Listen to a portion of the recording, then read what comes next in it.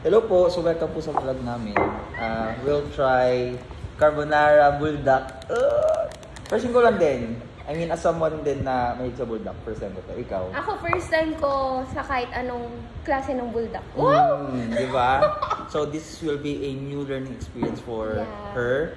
And hopefully, kapag maganda yung turn out, we'll try some other flavors. So, yon, we have some kimchi.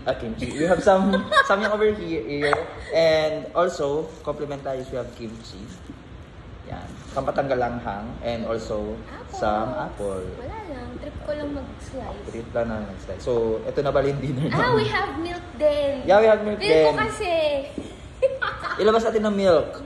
I have some milk. He needs some milk. Ayun, yun pala. Yeah. Shuma. Okay, so alam nyo ba guys, trivia lang. Ang nararamdaman natin ng sensation ng anghang ay dahil sa chemical compound na capsaicin.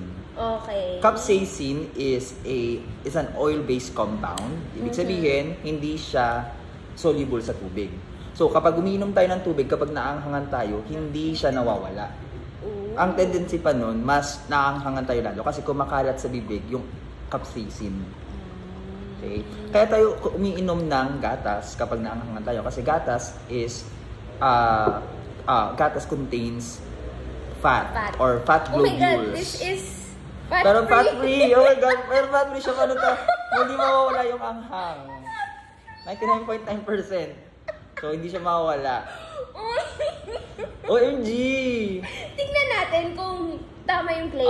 Tingnan natin kung tama yung play. Pag naanghangan pa rin kami, okay, fat free siya. Diba? Kawawa ako. Pero ayan. Wala eh. Let's raise the bar. Let's raise the bar. Unleash the giant within you. Yeah. So, yun po yung trivia natin for today. Okay.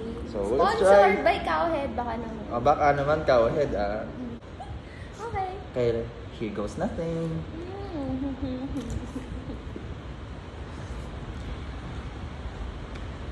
How's it? Ang haam. Pwede na ba ako kumuha ng kimchi? Yes. First din siya, sarap naman ko na rin agad yung anghang, guys. Mukbang.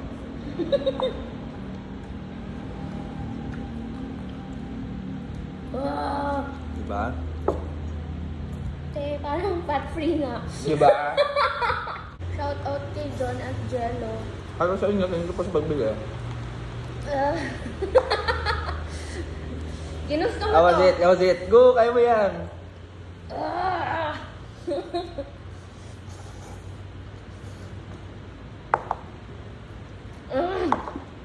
Maybe the apple will help.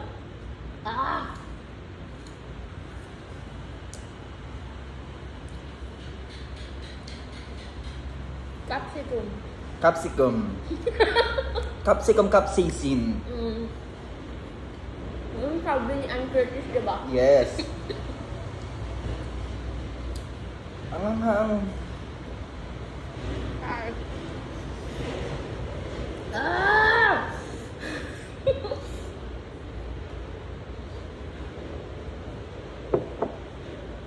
Paano nung may milk? May fat kasi ang milk. Yeah. So, hindi mawala yung anghang. Naramaksubila ako. Mas maanghang ito or yung favorite mong cheese? Mas maanghang yung cheese. Actually, mas maanghang yung nasa pack. Okay pa ito, mild pa to eh. Really? Yeah. Diba mild na no? Pero ang hang na. Nakakahan na rin ako be. Ay mo to. Kaya ito be. The bar.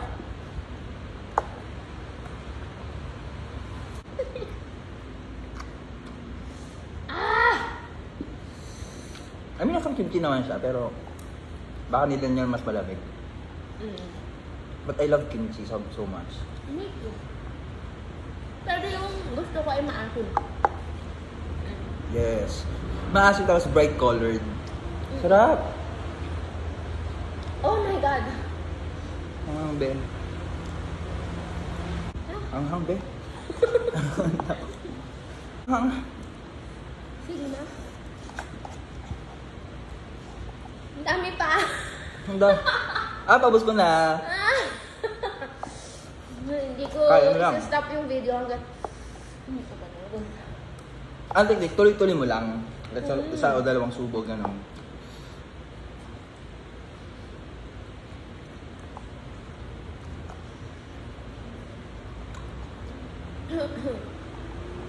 Ichichika ako. Go. Pero hindi ko muna i-stop yung video. Yeah.